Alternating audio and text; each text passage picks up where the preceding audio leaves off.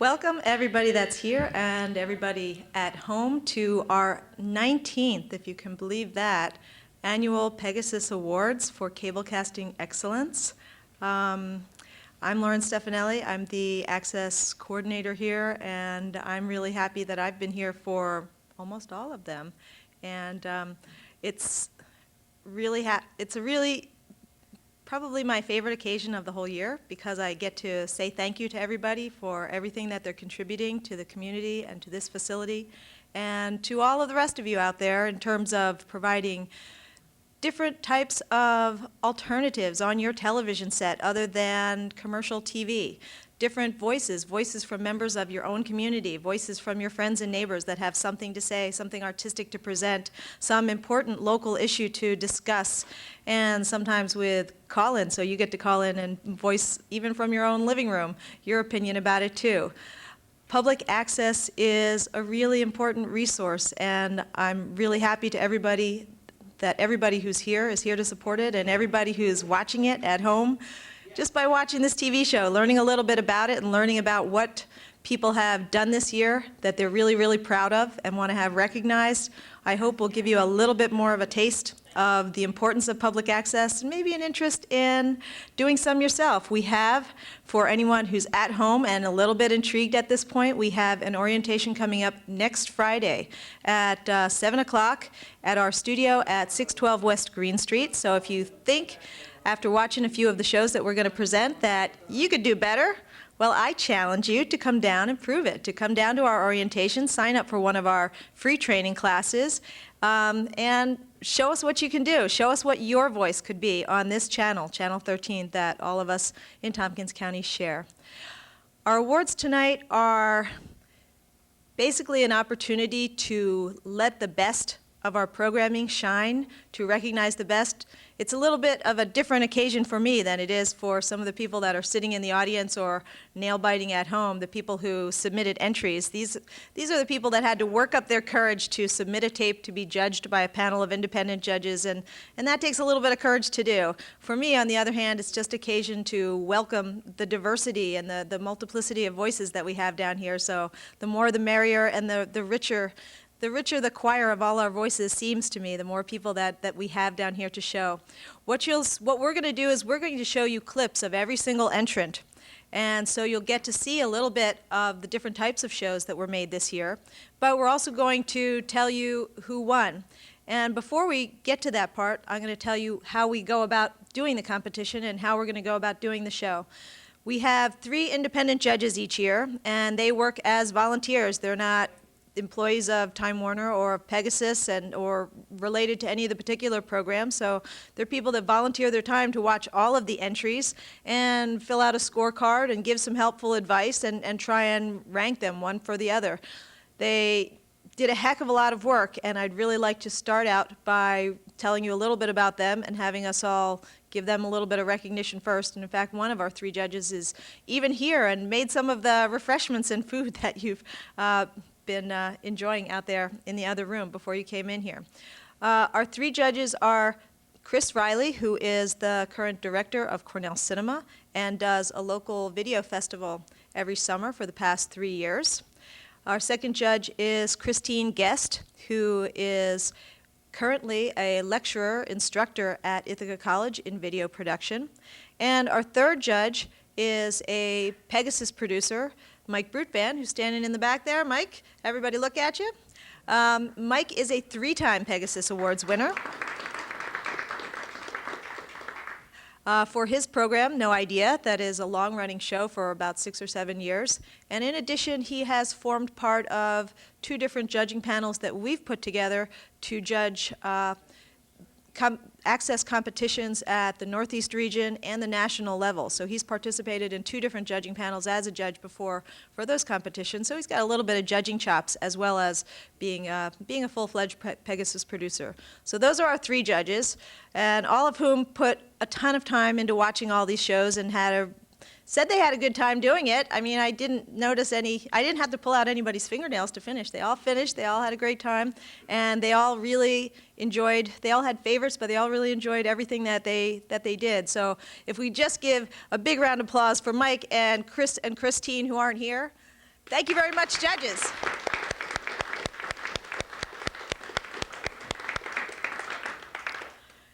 In addition, we're judging things in a couple of different ways. Programs are each competing twice effectively. First of all, we have, as you can see from your programs, if there's those of you that didn't get your programs, there's some outside by the entrance. Hey, Will, would you mind bringing in some extra programs for those who are looking around blankly, as I said, as you can see from your programs, and bring them in for those people? As you can see from your programs, you will see that we have 7 categories with entrance. And then after that, we have categories 8 and 9 that says Best Public Access and Best Educational Access. This competition is open to both public access producers who make things that are produced at PEGASYS and are cablecast on Channel 13, as well as things that are produced by the local schools, local high schools, local middle schools, and local colleges that are cablecast onto Channel 16. So those are considered educational access shows that run on an educational access channel. All of them, the public access and educational access, are competing together in these various categories. So there's public affairs, nonprofit organizations, performing arts, comedy, variety, religion, philosophy, news, magazine, and documentary. And you'll see by the little E or P at the end of each one of those lines that there are both types of programs in each of these categories. And then at the last 2 categories, Best Public Access and Best Educational Access, basically all of the public access shows are competing against each other. The best 2 public access shows, by which I mean the 2 that score the highest overall against all the other public access shows, will win Best Public Access Program, and the 2 educational access shows that score the highest will win Best Educational Access shows. And those 4 programs will be sent on at Time Warner's expense to a national access competition called the Hometown Awards, which is going to be judged at a big awards ceremony in Florida this summer in July. So we'll be sending those 4 tapes in, and there may be others that will be going down from Ithaca to compete against all other access shows in the country that people thought were good. There's usually 4,000 or 5,000 entries. It's quite a gigantic task doing that. So that's what we're doing. We'll get to those at the end. As we do each category, what we're going to do is play clips for you, about a minute's worth of tapes, of each one of the tapes in the entries, so you'll get to see a little bit of them, and then we're going to announce the winner. We're going to do something that I've never done before. I don't know, the idea just never occurred to me, but I decided I'd try it out this year and see how you like it, which is that I'm going to actually put the judging scores up on the screen at the end to announce the winners. And how the judging scores go is since I'm going to show it to you, I have to kind of explain how it works a little bit. The judging score will be a number from 1 to 5, or some like 3.5 or 4.2 or whatever it is, and 5 being the best and 1 being the worst. Hopefully, there's not too many ones. And so each judge will end up with a score. And their score came from judging technical qualities of the tape and content qualities. And content counts more the way we judge it. But finally, it gets all turned into one number that represents that judge's evaluation of that show. So we're going to show all the judging scores for Judge 1, Judge 2, Judge 3. We're not going to identify the judges by name. The judges, I told you who the 3 judges are, but within the 3 judges, they're going to have their little bit of an anonymity there. And then after we show you the 3 scores, then we're going to show you what the average score is, and the average score determines who wins. And one of the interesting things about this is that very often, different judges pick different winners, and it's the average that determines who's finally going to win. So, in fact, I think there's actually 3 categories where, no, there's only 2 categories where all 3 judges pick the same winner across the board. Every place else there was disagreement, and it's the average that determines the winner. Okay, so when we see the scores, that's what that means. You'll see 3 columns representing Judge 1, Judge 2, Judge 3, and then the 3 columns will disappear, and you'll see the average score, and that'll show us the winner. Okay, so you guys get all that, right? Yeah, you're all with me? Y'all taking notes? Okay, we'll see how your math skills hold up, and if we want to do this anymore, if it's just like completely beyond you. But I think it'll be okay. All right, then I have 2 little kind of quirks to this year's competition that I want to explain a little bit. One is that we ended up with 3 entries that had no sound. and that was not intentional by the people that entered them. And unfortunately, we didn't discover this until the tapes had already gone through much of the judging process, and there wasn't really an opportunity, plus the judges voted against it, giving them an opportunity to resubmit a different dub. So there are 3 tapes that you are not going to see in the clips. The judges decided not to disqualify the entries, but showing them on clips, especially since one's a music show, doesn't make a whole lot of sense with no sound. So we're not going to show clips of that entry. I haven't identified them on the program, but if you get to the point where you notice there's something on the list and you don't see it in the clip reel, that's because that'll be one of those 3 shows. They're just not going to be included in the clip reel for that reason. And then the other thing is, there were also 3 other shows that were problematic in a different way. Seeing as how every year I'm always kind of cajoling and sometimes outright begging people to enter programs because I want the best of everything, and all the shows are my favorite, and I always want everybody in the competition, and sometimes it really takes a lot of begging on my part to get someone to enter, and sometimes even after all my begging, they still don't enter. When they do want to enter, even if they want to enter after the deadline, I have a tendency to not want to say no to them. So I let 3 shows into this competition after the deadline. And of course, the people that actually dotted their I's and crossed their T's, wait a second. Yeah, that's right. Those people said, hey, wait a second, that's not really fair. You know, what if that show wins and that show was late, and what if my show would have won? And I had to admit that they had a point there, so I decided that what I would do, since I'm basically the 13th fairy of last resort that makes everything all right again at the end of the day, that what I would do is that if any of these 3 shows won in their categories, that I would even things up by giving 2 awards in that category. So I would recognize the person that finally worked up their nerve and put their tape in, even though it was late, but I would also recognize the person that actually got their tape in on time and would have won if I had said, sorry, you're too late, you can't get in. So there is actually a category in which that happened, in which the latecomer won his category, and so in that category there will be 2 awards for that reason. And as it happened, the 2 were very, very, very close in score, as you will see, because you're going to get to see the scores this year for the very first time. All right, so did I make it complicated enough for you? Do y'all get it? Okay. So our first category, as you can see, who are reading your programs, is a category called Public Affairs.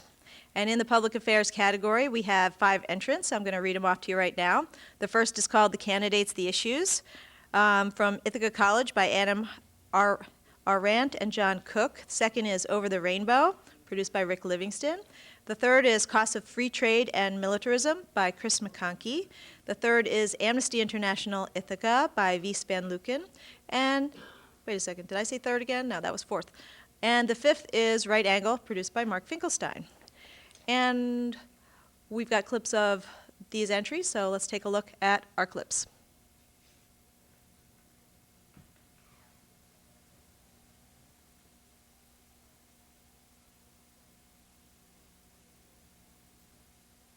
Well, the group is known as the Tompkins County Working Group on LGBT Aging. And I really should let Nancy say the beginnings about it, because I just moved here in January, so I just started, and she was involved from the beginning. So, Nancy? About 2 years ago, a few people, really a handful, literally, got together and started talking about issues as they affect lesbian, gay, bisexual, and trans queer people who are getting older. And what kinds of needs we have, what kinds of services are available, how institutions are either set up or not set up to deal with LGBT people, and specifically how a progressive community like Ithaca and Tompkins County is going to be able to respond to the needs of aging people who have been out, a generation that has been out and not closeted, and is going to age in place. In my previous experiences, police violence has been more confined to, you could know when you were entering into a potential of police violence, like being at the front of a line or something like that, which is totally unjust, but even more so in this case, it felt like anywhere in the downtown Miami, you could easily become a target of police violence. At one point, Audrey and I and the babies had moved away from the main march because it had become too potentially violent for the babies. And we were just standing on a street corner changing a diaper when suddenly a battalion of riot police came running towards us. So we ran, and we're trying to go around the corner from them, and then there was another battalion around the corner, and we were able to make it through. But it just felt like, like democracy was totally over. Until 1950, Nepal was, for all practical purposes, closed to the outside world. There was no way for common people, to travel in and out of the country or to gain any kind of education. It was basically a closed country. Now, before that time, before 1950, the country was ruled by a family called the Ranas, who had a series of hereditary prime ministers. And although there had been a dynastic king, he was out of power. Now, in 1950, he actually came back into power through kind of a palace coup. Mm-hmm. And when that king, called King Tribhuvan, came back into power, there was a power shift, and it was called basically a democracy movement. And at that time, the country began to open up to the outside world. So it's a very short history, actually, only 50 years of any kind of external contact. Good evening, and welcome to Right Angle. I'm Mark Finkelstein. Well, as Right Angle viewers know, and as the name of our show very clearly suggests, our show has a very definite political orientation about which we make no bones. But by the same token, we're often happy to invite in people from across the political spectrum. And we're also, I would say, proud of the fact that we have, over the 3 years that we've been on the air, developed, I think, a reputation as a forum for civil discussion of the issues. We hope it's also a spirited and entertaining discussion of the issues, but a place for civil discourse. And it is in that spirit that we are really pleased to have in as our sole guest this evening Eric Lerner, who is a candidate for mayor of the city of Ithaca. Eric is a Democrat who will be running in the Democratic primary. So I'm sure that many of our viewers are well familiar with Eric, but let me just give a little bit of background information for those of you who might not know all about Eric. And after all, the name of the show is Learning About Lerner. Eric was an undergraduate at the University of Michigan. He came to Ithaca in 1970 and got his Doctor of Philosophy in Philosophy at Cornell University. And he has...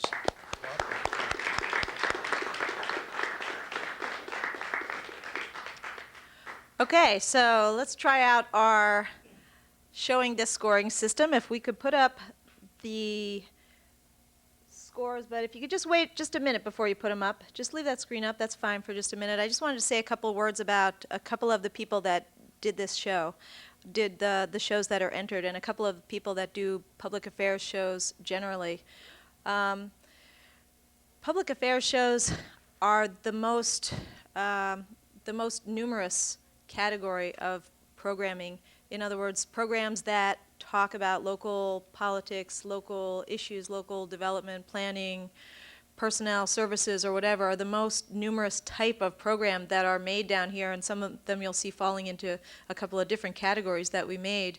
But I think that you would recognize that you'll see things on public access that you simply can't see on other channels. You can't see an hour discussion where someone with a conservative point of view and a liberal point of view spend an hour debating issues in an open and mutually respectful, civil manner on News Bite News. That's just not something that you see. You don't see an hour and a half, as that third entry was that Chris went out and taped, of a local event in town where the people that went to that event could see that discussion on trade and militarism take place. But unless you went to that event, you didn't see it. But Chris went and he took multiple cameras and he made a whole show out of it, and he brought it to TV so that everybody could see that and learn about it. The people that are doing Over the Rainbow are doing a show that is very, very difficult to be public about because it's really very personal. So to talk about really personal things that you may find just difficult to talk about in public to a general audience. You don't know who's watching a TV show. You can pick your friends. You can pick who you want to talk about in a closed setting. But on television, it's just going out there and anybody can watch it. So to talk about things that are really heartfelt, really personal, in this case having to do with gay rights issues, that's very, very courageous to do. We've had people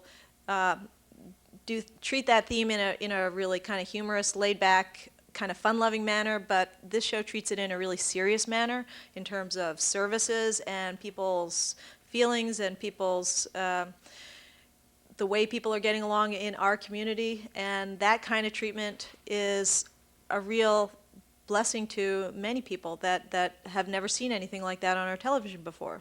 Wies van Leuken, who's been making Amnesty International for many years now, I think it may be over a decade. Is that possible? Oh my God! I'm saying oh my God because I remember when she started it. She has found a way to create an activity within Amnesty International that she's a part of that lets her put her talents to work in a really special way that lets people outside of Amnesty International but within Tompkins County know all about what they're doing and understand what some of the human rights issues are that are just newspaper headlines to most of us. We don't really know. And we don't really know what difference we could make, and we don't really know anything beyond the very, very brief news reports about things going on around the world that people in Ithaca are involving themselves in trying to make a difference and change.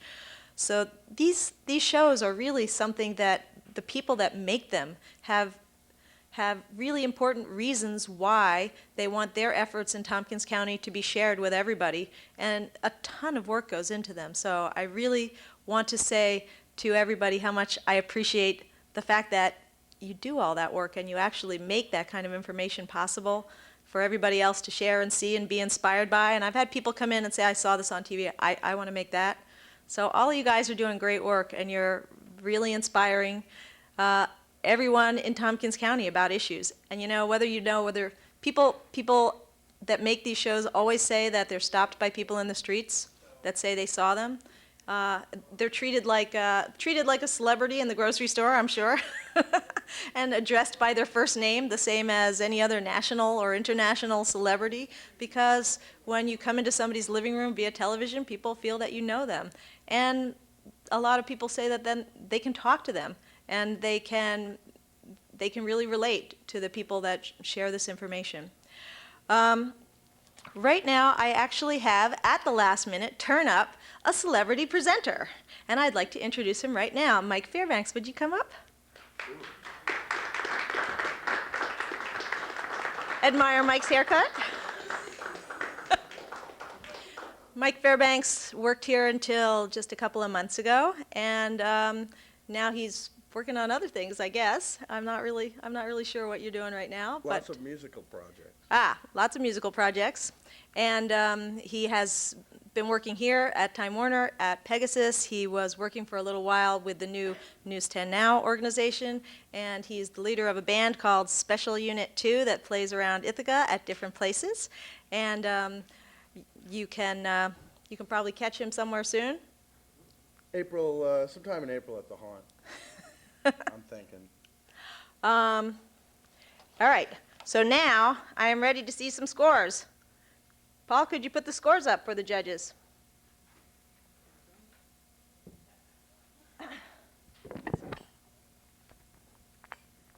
Okay, so what you're seeing here is first column is Judge 1, Judge 2, Judge 3.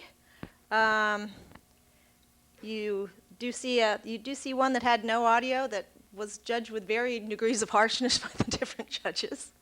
And you also notice that if you look kind of carefully, that the judges were not all agreed as to the winner. In fact, I think that each of the three judges picked a different winner, which is very strange. But in any case, this was also a category in which we had a latecomer. And so let's take a look at the final scores, could we? There we go. As you will see, that our high score, average among the three judges, is Right Angle, which was a week late in getting its tape in, and therefore we have two winners in this category, which is also very, very close. Right Angle and Amnesty International. Mike, would you please get their trophies? And could you guys please come up?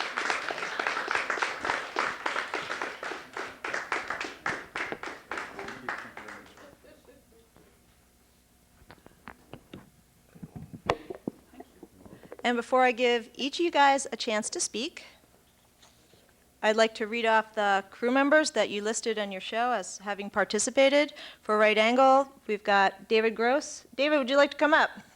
Wait, oh, David's not here. David's not here. Mike's here, though, Mike Weir. After you get done taking your picture. And Lynn is not here, but Lynn Davidson is also on the crew, and Rod Porter is on the crew. So these certificates are for you guys. And this one's yours, Mike. I'll give the rest to you. And for Amnesty International, we've got Jim Blizzard, who actually came to my house and helped me fix somebody's computer that he doesn't even know this morning. So he does more good work in this community than anybody can count. And Martin Kelly, who was the host on the show, who worked on Amnesty International. And congratulations to you guys. I'd like to give each of you guys in turn a chance to say a couple words to our public, starting with you. Thank you, Lauren, and I want to congratulate Amnesty International and all the other entrants. And I'm so glad that you showed the tape of the clips of all the shows, because I think it shows some of the inspiration that we had in creating Right Angle a few years ago. That notion that maybe, you know, we kind of represented a voice that wasn't being heard, and we wanted to do that. But over the years, while the heart of our show continues to be providing a voice for Republicans and conservatives, we are proud of the fact that, as you have mentioned, we've become something of a forum for the civil discourse of issues by people across the political spectrum. And I would mention some of our recent guests have included people like Pete Myers, Joe Wetmore, Tim Joseph. I want to mention a couple more. Paul Glover, and of course Eric Lerner was the perfect example of the show that was chosen. So I'd also like to recognize the founders of the show, Barbara Thusen, who was here with us tonight, Pete Scala, and there were others. You've already mentioned our crew. And finally, I want to thank you, Lauren. We did enter late, and the reason we did is really, you know, we wondered, you know, whether, you know, the French judges would give us a fair shot, you might say. And so we're particularly appreciative to the judges, and we're very hopeful that this award will encourage people, particularly from the other side of the spectrum, to come on our show and continue that civil discourse. So thank you very much to all. You're welcome. Well, it's a tough act to follow. I want to thank Lauren for sticking with cable access no matter what. And I want to thank Jim, who has been with me for the last 11 years, the length that I did my program. And I want to thank Martin. He was already moving out of the area when we did this program. So it was very nice that he did it, and I'm very pleased that we won. Thank you, judges. Congratulations. Thank you.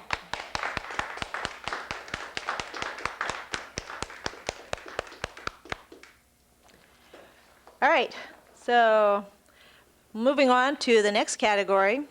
The next category is called nonprofit organizations. It's the first time that I've used that category. Usually we have a category called talk show, and that's sort of a grab bag because many of the shows produced here are talk shows. However, many of the people that make programs either work for or represent or are making programs for not-for-profit organizations.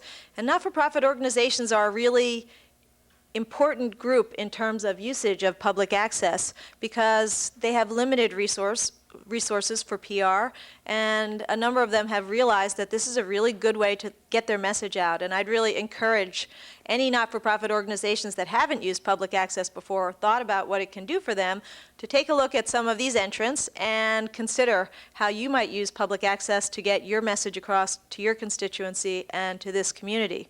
So we've got 3 entrants in this category.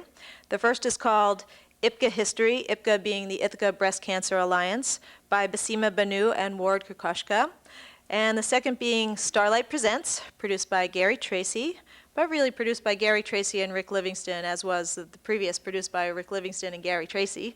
And the third is Tibetan New Year, produced by Renee Freed, but kind of with a collective, and I see we've got one member of the collective here, Rhoda Weiss, who is part of a really, really interesting collective of ladies who spent several months last fall deciding that they were going to make some TV shows together. They made TV show. They have a second entry coming up later, but I never saw people having so much fun as this group of ladies did learning how to make several TV shows last fall. And I'm really, really proud of their efforts. And I'm glad that not only did they make TV shows that were serving some of the organizations that they tried to work with and contribute to, but they had a lot of fun doing it. So let's take a look at the 3 entries that we have under the not-profit organizations category in our PEGASYS Awards.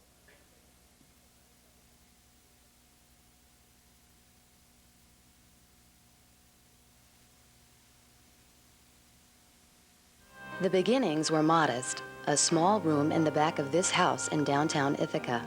Andy and other founders voluntarily reached out to women whose lives, families, and friends were affected by breast cancer. The response was overwhelming.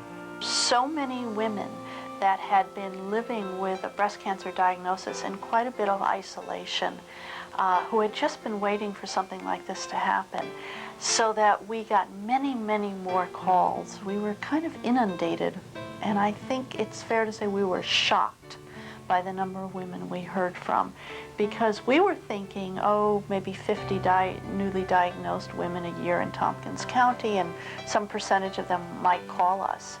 But in fact, we were hearing from women that had been diagnosed 10 years before, 8 years before, and were just waiting and hungry to connect with other women. Liz Hess was one of those women who called IBCA and took destiny into her own hands. I've lived in Ithaca since 1974, and actually in the city since 1978. And once I moved to Ithaca with my husband and my child, who was 2 at the time, I got involved in childcare issues. I seem to get involved in whatever seems to appeal to the age group of my children at first.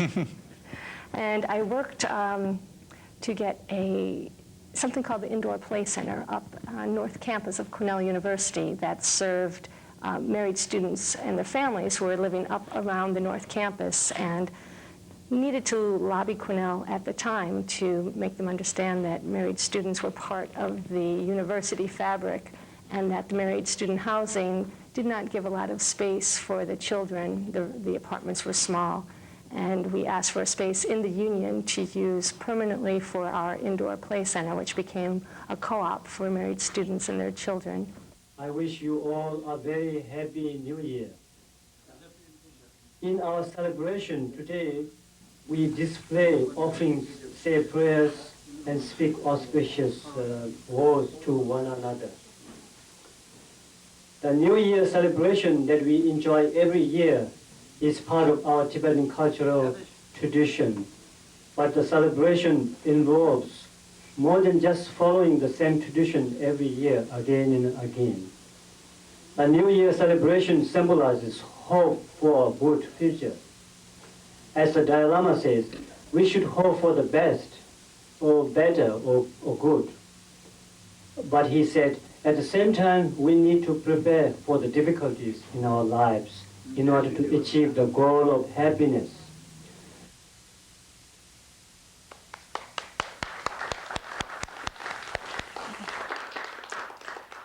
Well, as you can see, those are some pretty diverse programs, and they're just the tip of the iceberg in terms of how many nonprofit organizations are represented. And some of the ones that you've already seen tonight, such as Amnesty International, are represented in other categories, and you'll see some others that are represented in categories further down the list. But access is free. There's free training, free production facilities, free channel time, so any not-for-profits out there that think they'd like to make a go of it, we're here to help, and we'd like to do that. And really the only thing we can't help not-for-profits do is the ones that call us up on a Friday and say, we have this big event happening tomorrow, could you please send a television crew down to cover it? We can't do that. But anything where you want to get involved, or anything where we could maybe match you up with a volunteer that's interested in your subject, we'd really love to help you do it. This is do-it-yourself TV, so for some of the programs that you saw made there, you saw made even in this category, there was one in which it was made by people who were staff people of an organization, and the others were made by people who were absolutely volunteers and just wanted to contribute to that organization and help get the word out. So there's resources out there. There's plenty of people that have hearts and minds to help. So please call us up if you would like to make a show like one of these. So okay, let's find out who the winners were and put up the judging scores for this category, not-for-profit organizations. Paul? If you look carefully at that, you will see that as we go to the winners, this was one of the categories where we had a slam dunk. Go ahead, change it over to the winners. And the winner is IPCA History by Baseema, Banoo, and Krkoska.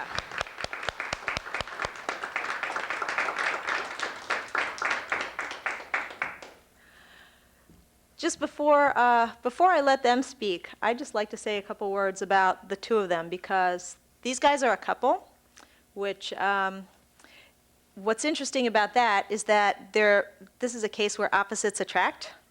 When I first met Ward, he was working on a different show, a show called Point of View, which was different grad students at Cornell that were talking about political issues on a TV show. And basically, Ward had a problem with organization. And he had a problem, with goals and achieving things. And he's a great guy with great technical skills, but, figuring out how to tie his shoes is kind of a problem. On the other hand,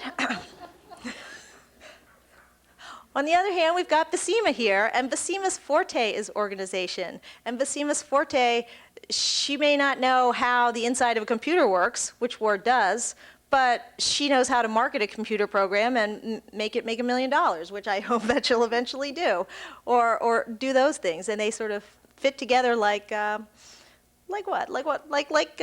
peanut butter and chocolate, yeah. Or, making an entirely new snack. Anyway, these guys have been making shows for 2 years now, and each one is a really heartfelt expression of something that they want to contribute to this community. Baseema's mother has breast cancer, and she's in India, where services like IPCA are not available. And that's what she told me gave her the idea to do this show. And Ward was there to help her and make sure that the technical tools would all work for her so that she could realize her vision. So these guys are a real inspiration to all of us and what collaboration in public access and your personal life can do. Congratulations, guys. Thank you.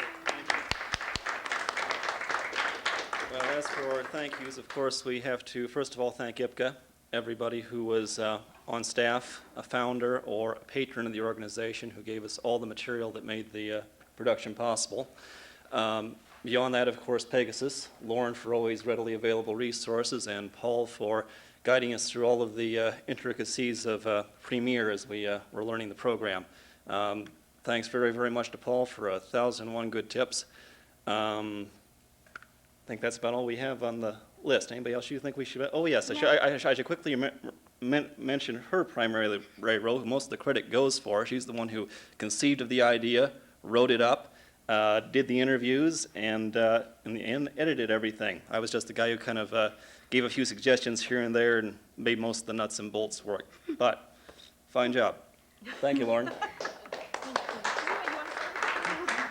Oh, come on.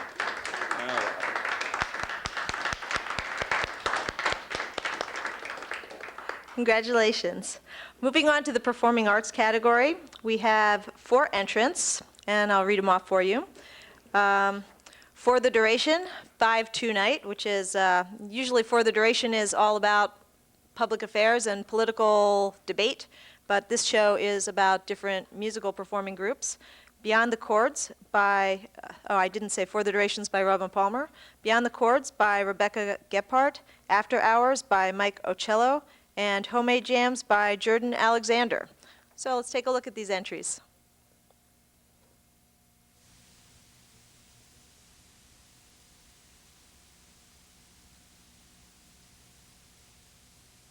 Every time I go away, I know I'll cause you pain.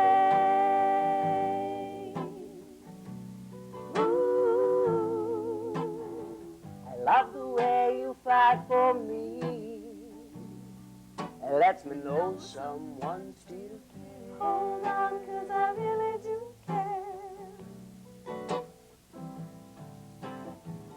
When I'm coming home to you, it's like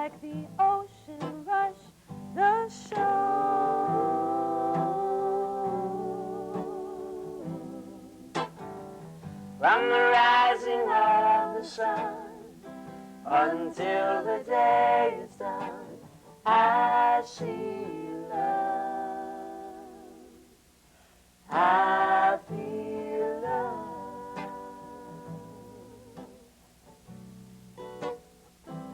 I like the way that you walk, I like the way that you talk, I like the way that you walk, I like the way that you talk, Susie Q.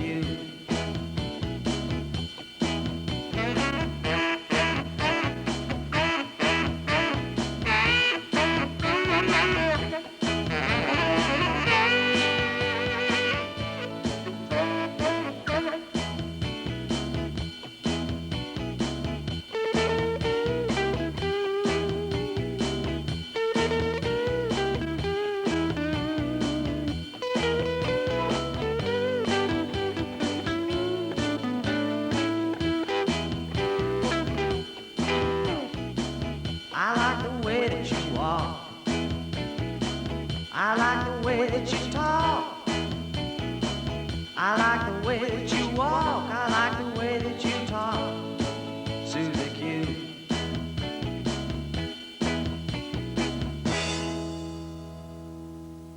One, two, three, four!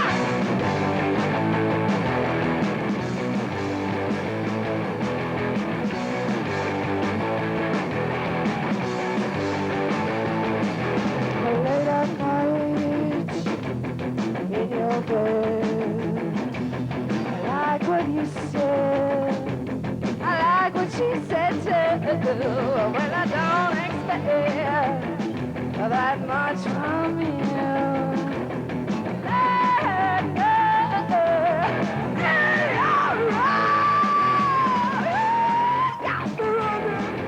I don't know where. I don't know where you got me. I don't know where.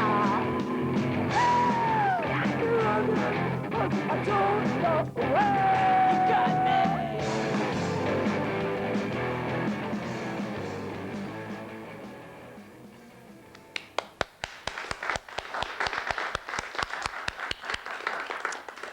Well, so that's our performing arts category, and you'll see that it ranges from Jordan Alexander, who's been doing an amazing job over the past year, running around to Castaways and the Haunt and different venues all over town, shooting one band after another. He's got a weekly series called Homemade Jams that is on 3 times a week on PEGASYS, and every week he's in a different bar with a different band. He's given unprecedented exposure to local bands. I'd have to say all of it is done completely uninterrupted, unadulterated, uncut, and it's, I don't even know how he finds the time to be able to pull that off. So that's really quite amazing.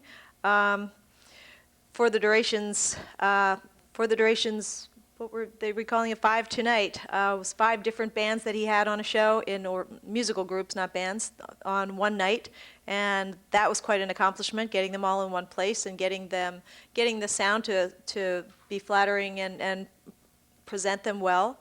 And After Hours was kind of sort of like a music video, but something much more ambitious, where there was original performance of a standard by accomplished musicians, and quite a lot of work going into making a music video out of it. And making that come alive here with PEGASYS resources. That was really quite outstanding too. We have, sometimes in this very space that you're sitting in, 2 nights ago in fact, we had a full-size rock band in here with a kick drum that you could hear down the street pretty much. And that's something that we prize that we can do here, that people can do music in the studio. They can do everything from acoustic music to full-fledged rock and roll. And people can take our cameras out and go all over town to all the different wonderful music venues, with permission, of course, and shoot musical events and put it on TV to share with everybody. So let's see what the judges thought of these shows, if we could put the judges' scores up. What you'll see if you look at that carefully is that the judges really didn't agree with this one. They picked between them 3 different winners. So let's see what the average showed us. And the winner is After Hours by Mike Ocello.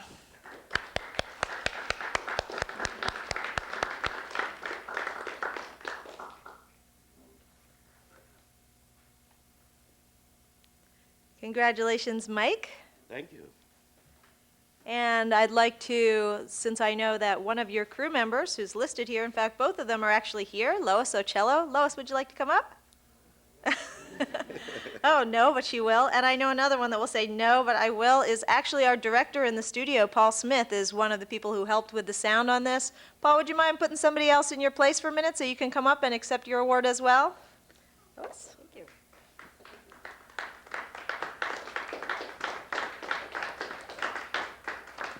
Mike? Thank you. Well, before I start thanking people, which there are a lot of people to thank, the whole purpose of the music video that we produced was to showcase Daryl Negley, who is a tremendous sax player and sings pretty good too. And I saw Daryl perform many times, and I was really impressed. So we put it together, and I want to mention this because if there are folks out there who have people that are really talented, come down here, learn, grab a camera. It's great. At any rate, I'm going to really treasure this. You know, I haven't ever won an award. This is really neat. But I do want to thank the executive producer, my wife Lois. She is the executive of everything.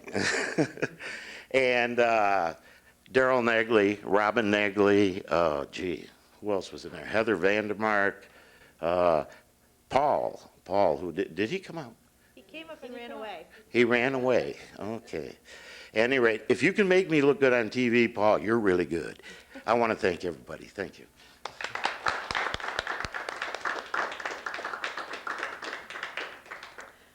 Okay, moving on to category number 4, comedy variety. And this encompasses both shows that are trying to be humorous and shows that are just a grab bag of things that maybe if we'd had a bunch more categories, we could have divided them up. But this is kind of a small competition, and therefore this is sort of a mixed bag category.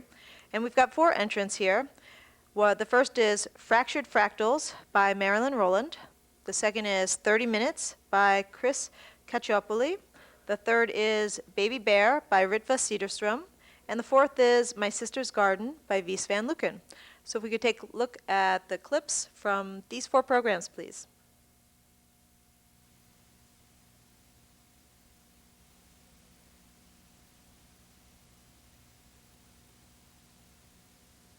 From Ithaca, New York,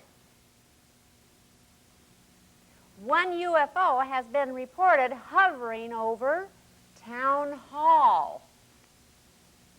The mayor can't be reached for comment. And now a question for the French vet.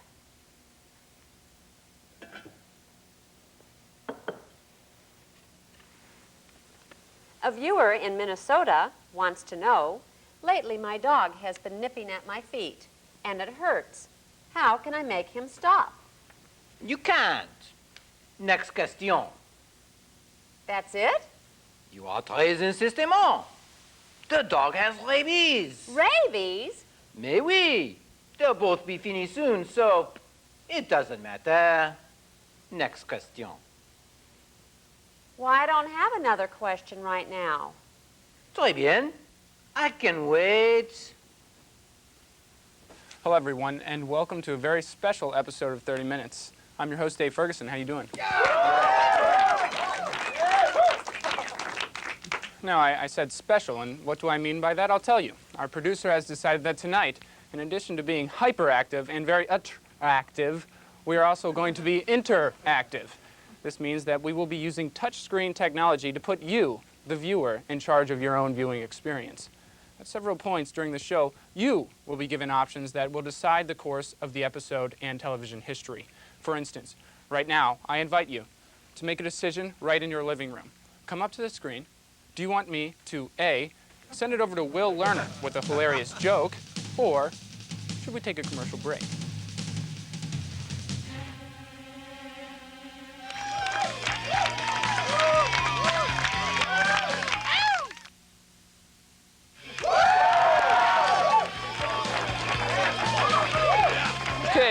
Okay, welcome back.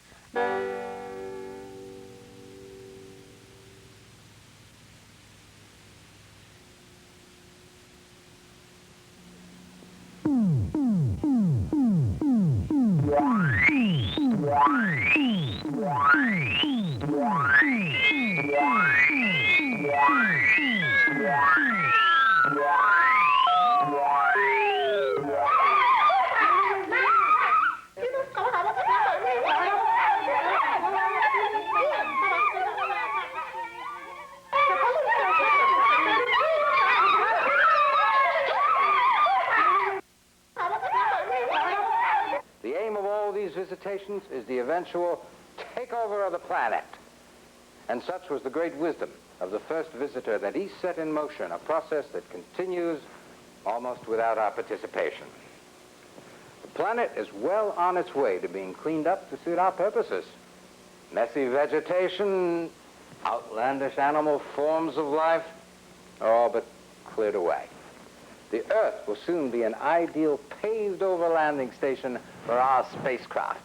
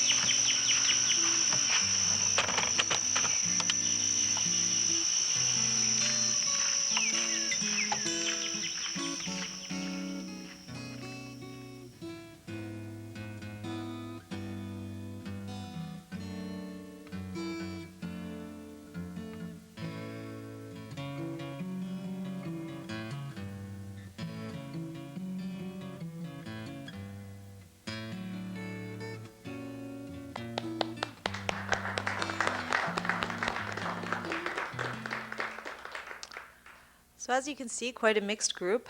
A couple of these shows were really extraordinary in terms of the fact that they actually had someone write a script and produce something that they actually had to think out and write out like a story, write like a script and have actual actors, actual scenes, cutting something together. It's amazing, as I'm sure either of these people, Ritva Cederström, who made Baby Bear, or Marilyn Rowland, who made Fractured Fractals. It's amazing how much work doing a scripted comedy show actually is. I mean, these were like little, one was like a little mini movie and the other is like little skits, but nevertheless, they were all written and then acted. And when you watch this stuff on TV, it seems just really easy. But I think that Ritva worked for months on doing hers, and I know that Marilyn worked for months doing hers.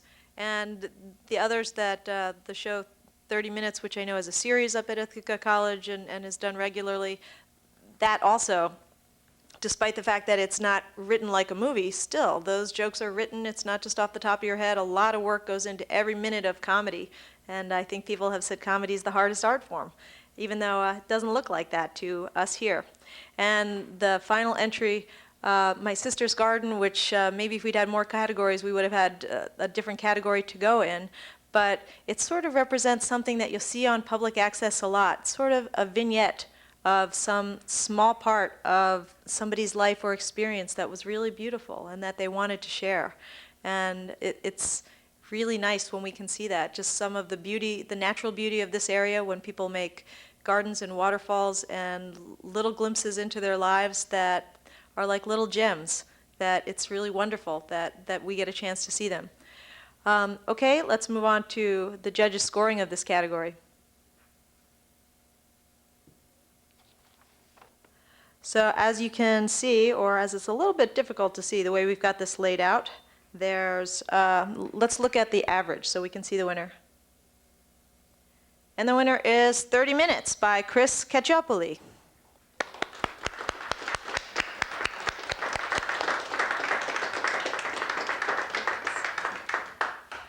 And accepting on Chris's behalf is Red Tannenbaum. Red Tannenbaum.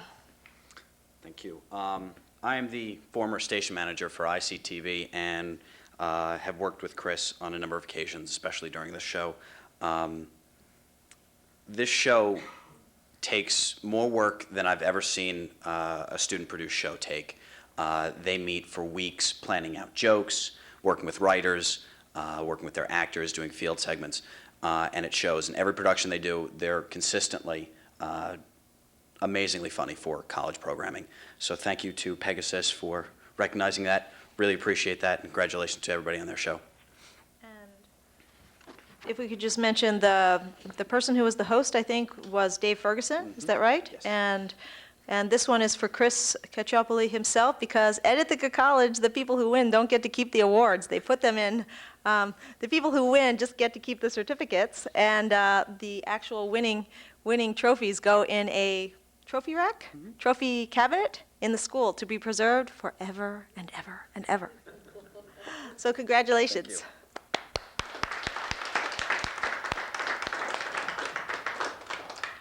Okay, we're moving on to category number 5, religion, philosophy. There are only 2 entrants in this category. I chronically have a hard time getting people who produce religious programming to enter them for PEGASYS Awards, and I am always happy when they're decide that they're going to do that. We have 2 entries here. The first is called Ultimate Utopia by Jenny Marsella, and the second is called Hour for Christ by Reverend Ronald Benson. Let's take a look at our 2 clips.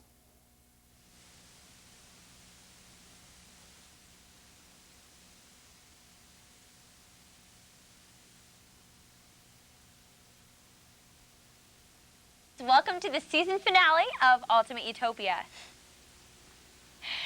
Today we have a great show for you. We have the Pomogeny Gospel Choir here to perform right here on the show. And this is our final episode ever, so we decided to try and make it memorable for you. We're going to show you some highlights from other episodes, our blooper reel, and some new music videos. But first, here's the Pomogeny Gospel Choir from Cornell University performing Hallelujah, Salvation, and Glory.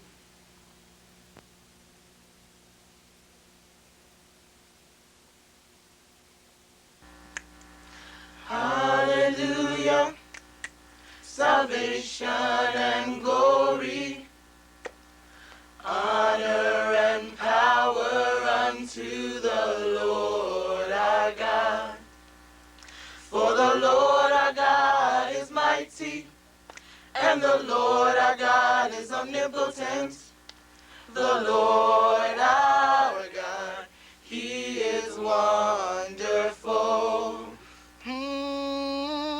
Hallelujah, salvation and glory, honor and power unto the Lord our God. I greet you tonight, my dear friends, in the name that is above every name that has been named, not only in this world, but also in the world to come, according to the book of Ephesians, chapter number 1 and verse number 21. I greet you in the name of Jesus Christ.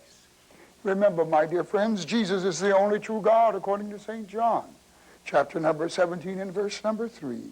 I greet you in the name of Jesus Christ, the Savior of all men, as was recorded in 1 Timothy chapter number 4 and verse number 10. Especially, my dear friends, He will save any man that will hear and will do what he has heard, according to Luke chapter number 8 and verse number 21. Remember, my brothers and sisters, Jesus Christ is our example, and we should follow in His footsteps, according to 1 Peter chapter number 2, verse number 21. Jesus Christ is,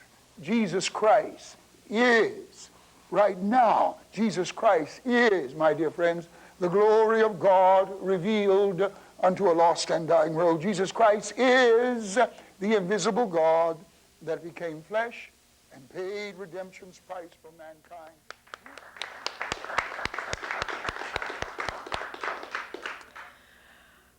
As you can see, religious programming, religious philosophy programming ranges from a sermon that people that can't make it to a church can share at home to things that are real entertainment-based and everything in between. There's at least 4 local churches that are videotaping their sermons and playing them weekly on local public access TV. plus tapes that are coming in from outside that represent things that local people are passionately committed to. Let's take a look at the judges' scoring for this category.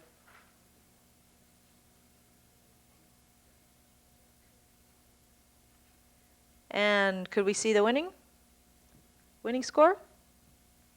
And you'll see the winner is Ultimate Utopia by Jenny Marsella.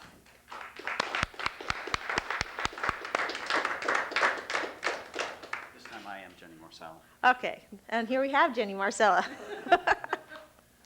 And would you like to read off some of the people that worked on the show? See if you can read my handwriting. I will give it a shot. Producer was Jenny Marsella. Director was Rachel Kagan. Hosted by Michelle Tias and Mike Nagel. And that is our crew. They are, I was the station manager when this show was first proposed, and I remember looking at it going, I don't know how a college is going to be able to do this. Will they be able to pull off a religious programming seriously without offending too many people? And since that time, they have just done a tremendous job producing a show that is interesting to all groups. They just do, they work so hard and they do a great job. We are very sad that that was their last semester producing the show. The show no longer exists, but hopefully in the future it may come back. This is their second PEGASYS Awards, so thank you very much again for that. You're welcome. Congratulations. Thank you. Yes, as he said, this is they've taken this category for 2 years in a row. I'm sorry to hear that. Well, that's what happens at IC. People graduate and they move on to the real world, and while they're here, we get to have all of their programming efforts. ICTV is on Sundays through Thursdays from 6 to 11 p.m. So if you haven't caught ICTV before on Channel 16, you can see everything from Newswatch 16, which has a real 30 minutes of local news live at 8 p.m. twice a week, as well as reruns at 10 p.m. twice a week, and shows ranging from really, really lighthearted and entertainment-oriented to really spirited, issues-oriented debate programs, and very well-produced programs on music and the arts. So if you haven't seen ICTV before, turn on Channel 16, any Sunday through Thursday. All right, let's move on to the next category, which is news magazine format, which really refers to something that, news of course, but also things that have a lot of edited segments or bits in them and require a lot more pieces to put together than your average talk show. We have 3 entrants in this category: Newswatch 16 by John Cook and Michael Geller, Low Calls TV by Jason Van Staveren, and What's Cooking by Neil Schwartzbach. So let's take a look at these clips now.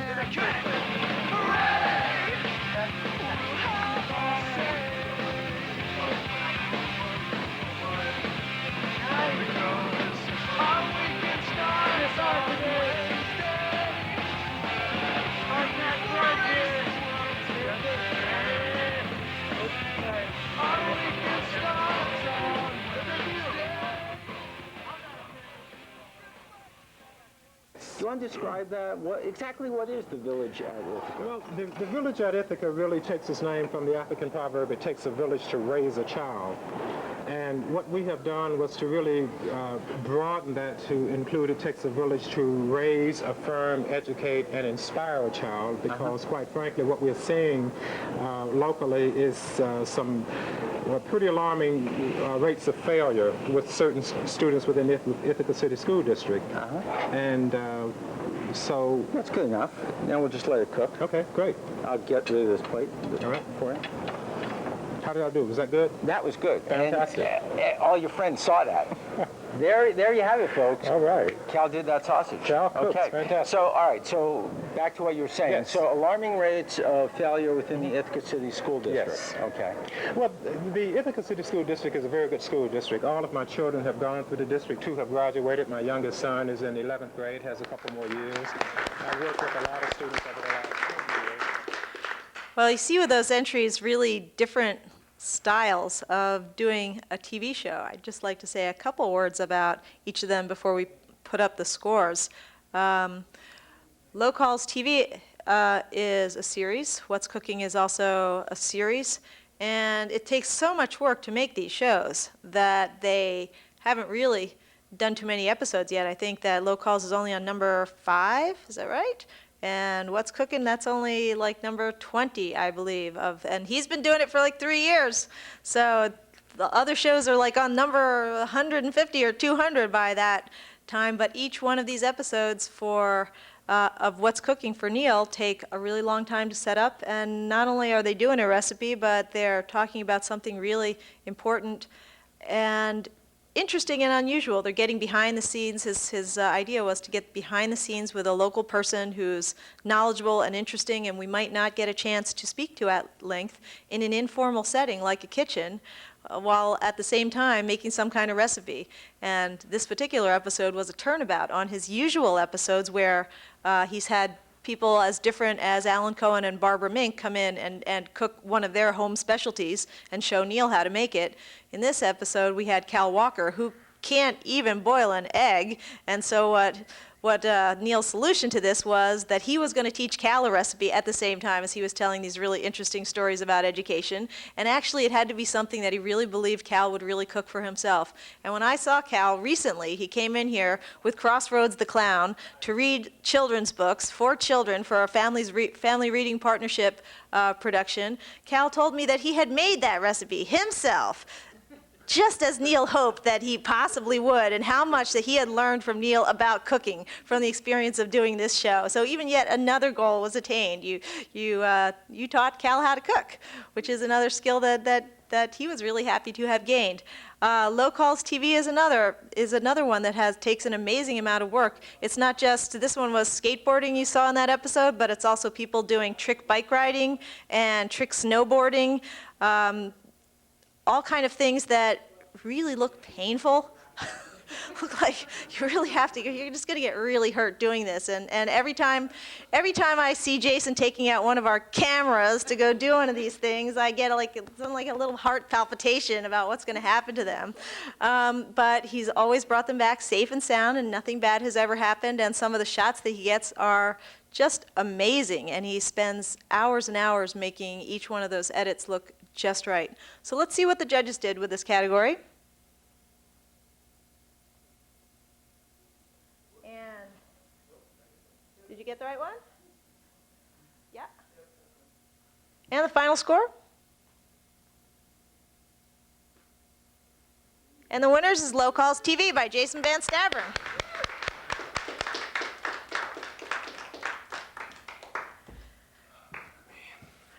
Jason looks so different from his usual persona, coming in to grab this to go, and he does all these forts himself that I didn't even recognize him. I thought he was one of the people from IC. I had to class it up a little bit for tonight. But you look very nice. And there's a couple people that worked on your show that you mentioned, and maybe you could read their names? Okay. I'd like to thank these folks. These are my crew members. Office, Max Leftwich. He occasionally runs the camera when I'm too busy with another camera. And also my special lady, Isabel. She's also on the crew. So. Is she here? No, they're both at work, so they couldn't make it. But thanks a lot for your efforts, guys. Also, I'd like to thank a couple other people. My family's here tonight. Thanks a lot for everything, guys. And also to all my devoted fans, you both mean the most to me.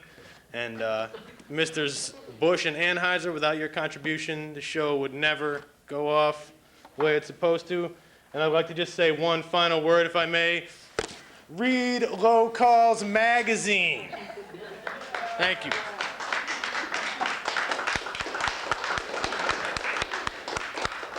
I recognize him now. All right, we're on to the final category, documentary. Sometimes I have to drop the documentary category because we don't always have enough documentaries to have a competition. It was really exciting for me that we actually have 5 entrants in this category, and it's really quite a credit to, I always consider it a credit to PEGASYS when we can help people through that process. It's like, you know, giving birth to septuplets instead of just one baby, because so much work goes into a documentary, that so many little pieces to assemble together to really give a picture and insight into something that that is a story really worth telling. So the fact that we've got 5 of them, and all of them are really thoughtful documentaries, is a great credit to Ithaca and Tompkins County that we have people that are willing to do that. So let me read off the entrants. The Thin Small Voice by John Skripnik is basically a story of the Arab-Israeli conflict, and from a specific perspective on it. The second, Tales of the Ox, produced by Carl Madio and the ACS Alternative Community School Video Group, is a documentary about a glassblower. And Warlords of the Cornfield by Paul MacLean is a documentary about, well, you'll see. It seems to be a sort of a Dungeons and Dragons-like activity, but sort of with a twist, so you'll see. The Joy of Reading, produced by Renee Fried, which, again, sort of a collaborative effort with a wonderful group of ladies who I'm really proud of, who you'll see from this show that they really became very accomplished during the making of this program. Since this was not their first effort, and they all learned from their first effort and make this one much, even better and more exciting to watch. And finally, Venture Forth by Mike and Lois Ocello. So we've got all 5 of them to take a look at little clips right now.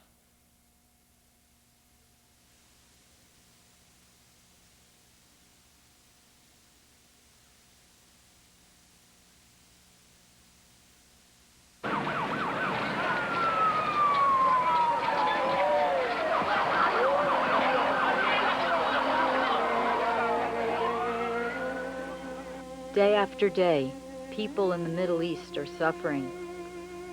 How can we make sense of this suffering and end it if we don't understand why it's happening?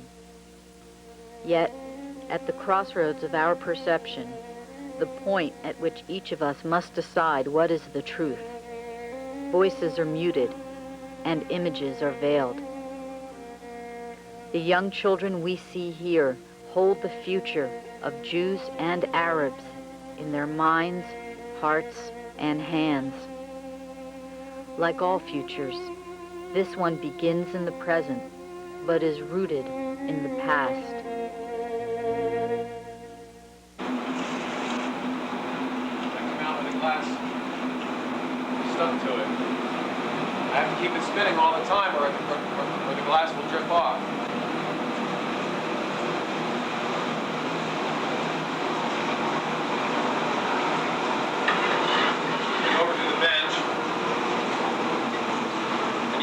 Block, first of all, to shape it.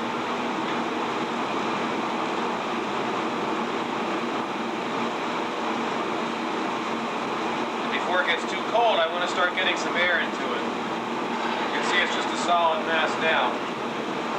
And to start the air in it, I blow a little bit in it and I hold my thumb over the end of the blowpipe.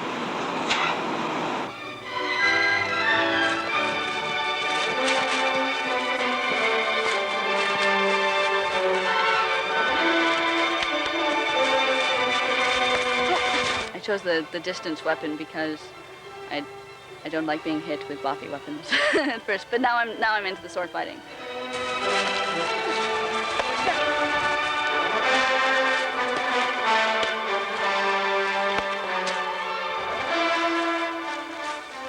We don't like to have weapons that are really heavy, because the heavier the weapon, the better chance that you're actually going to have of really hurting somebody or hitting them harder than you intend to.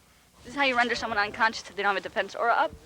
Or if you might want to knock someone out, or someone who's sick, and you want to knock them out because they're being annoying. You take this this is a waylay tip. It's squishable, just like the head of an arrow. And then you hit them on the back of the shoulder. Over, you know, it's nothing. 3 waylay. And down. In an age of advanced technology with computers, TV, and video games, People still love to read, buy books, and borrow from the library. People read for different reasons. Reading opened up tremendous worlds for me that I never would have seen without it. Get a bigger vocabulary, and also I have a very big imagination, so reading helps me develop that. Huh. I like to read because it's relaxing. It's very nice to read about other people and other things, and I don't know, it makes you very calm. Just the world that opens up to me. I like to read because it takes me to places where I have been and I haven't seen everything, or it takes me to places where I won't ever get to, and I like to know globally what the world's like. We're going to venture from the very first observations of the stars right through a close-up view of the planets in our solar system and beyond. Right now, sit back and enjoy the October sky at night as it creates a constellation light show.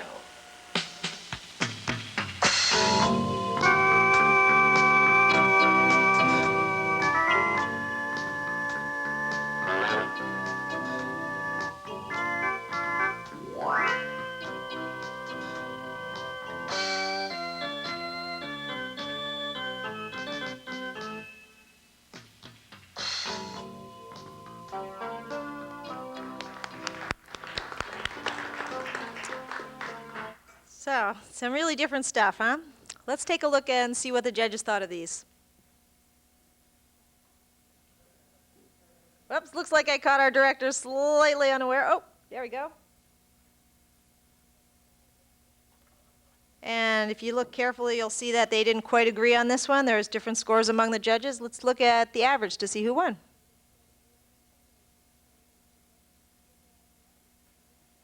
And the winner is Warlords of the Cornfield by Paul MacLean.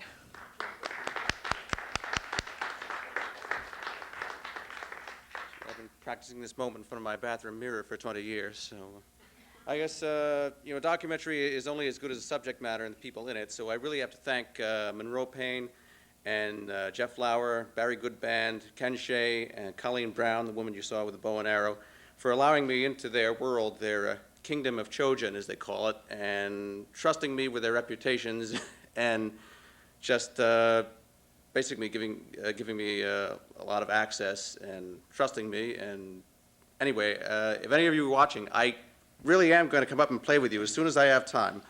But I have another documentary I'm trying to edit right now, and anyway, I guess that's all I have to say, so thanks. Congratulations.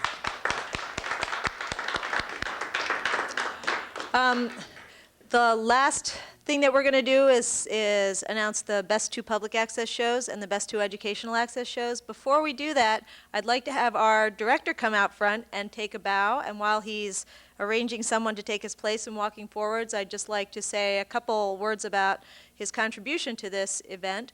Paul Smith has worked at PEGASYS for over 10 years, and he is now working as our videographer doing city meeting coverage, which is something he was doing as a PEGASYS staff person for many years, and you'll still see him doing that. But for the past 10 years, he has been working on this production as a PEGASYS staff person.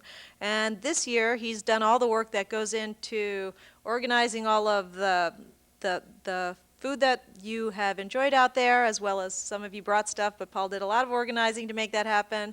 He did all of the editing of the clip reel. He's been directing and working with our video class. Paul, you could come up here and stand here while I'm saying all this stuff.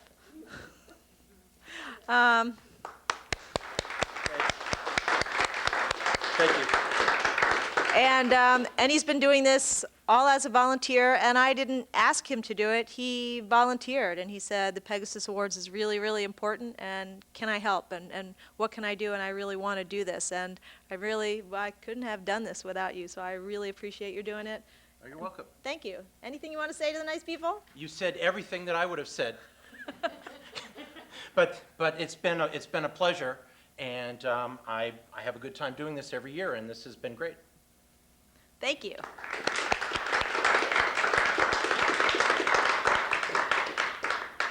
Okay, so as we're very, very near the end of our show, I'm not going to dawdle around with our best to public access and best to educational access. The highest two scoring public access shows, and I'd like you to come up here if you could, because we've got another award for this category, are Ithaca History by Baseema, Banoo, and Ward Krkoska, and Warlords of the Cornfield by Paul MacLean.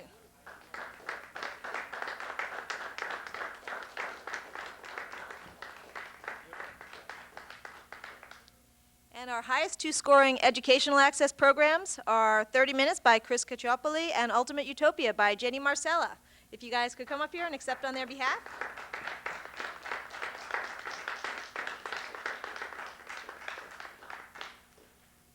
And as I mentioned at the beginning, these 4 shows are going to represent Ithaca in a national public access competition called the Hometown Video Festival that will be held in Florida this summer. So congratulations to all you guys.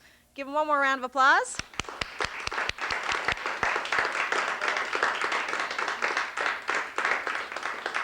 And now we are at our end of the show / group photo time. So I would like all the award winners in all categories to come up so we can sort of have a group photo here for our ending credits. If all of the winners could come up front for me now, bring your awards with you so you can like hold them up. Our beautiful PEGASYS Awards. And while they're all coming up, I'd like to thank all of you for joining us. Thank you to our this month's video class, our studio production class, Catherine Yen, and Daniel Leifer and Will Betro, who have helped with the crew, and Kevin Miles, who's been here since 4 o'clock this afternoon doing this set, and Paul and Mike Brutvan is, for some reason, taking a lot of pictures. I hope we can use them for something. Maybe we'll get them on our website, which will also be great.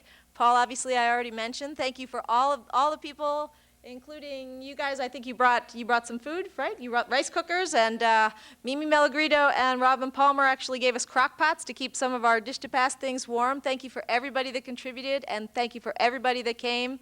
Thanks very much for joining us this year as we celebrate public access and all that it gives back to Ithaca. Thank you for joining us. Good night.